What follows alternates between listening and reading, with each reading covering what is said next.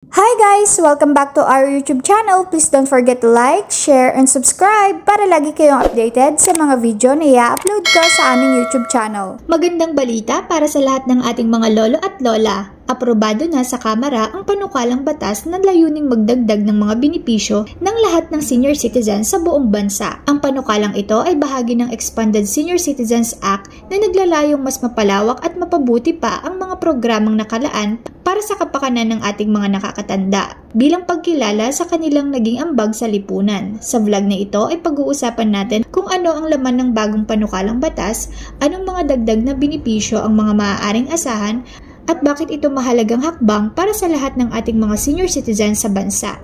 Ang balitang ito ay nakalap sa official Facebook page ng Net25 News and Information. I-share ang magandang balitang ito upang mas marami pang lolo at lola ang maging aware sa bagong benepisyong hatid ng Expanded Senior Citizens Act.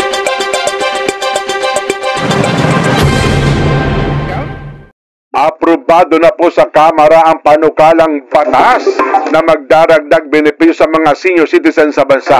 Hoy, mga nanay, mga tatay, mga lolo at lola, pakinggan niyo po ang balitang ito, ha? 40% na ang discount? Hindi. Dadagdag na? Hindi yan. Benepisyo lang ito, hindi ito diskwento.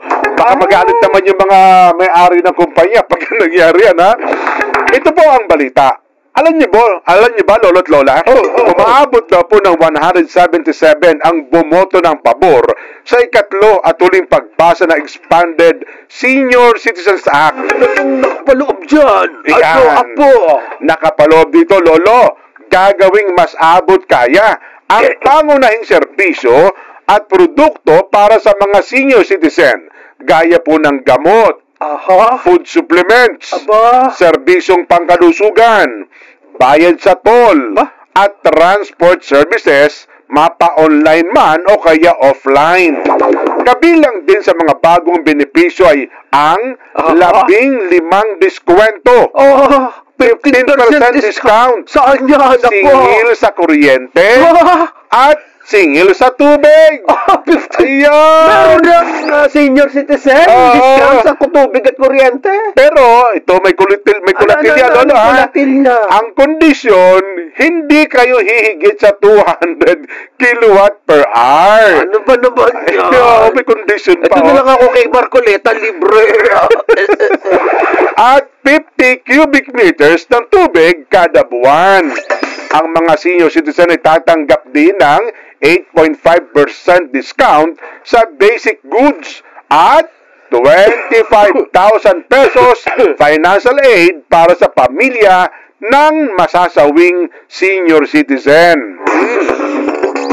Ito pa, exempted na rin po ang mga senior mula sa number coding scheme at maging sa parking fees. Apo, magdadrive ako.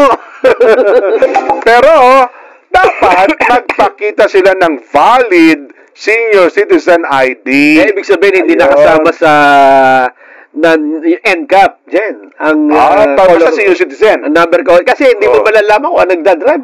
Senior Yun na nga. Tanong doon kung dapat ba siya driver o pasahero. Thanks for watching. Please don't forget to like, share, and subscribe.